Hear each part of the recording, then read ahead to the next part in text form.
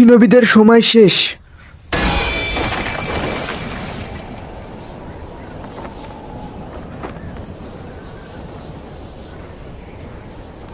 আমি কখনো ভাবিনি তুমি এতটা এগিয়ে যাবে কাওয়াকি। আমি তোমাকে ঠিক সেখানেই পাঠিয়ে দেবো যেখানে সেভেন্ট হোকাকে পাঠিয়েছিলাম, বোরুটো।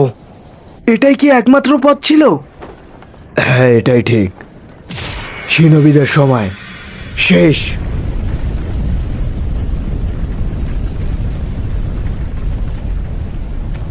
আমি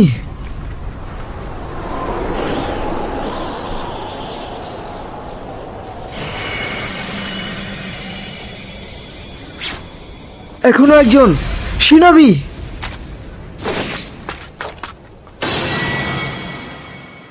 গল্পটি এখন থেকে কিছু বছর আগে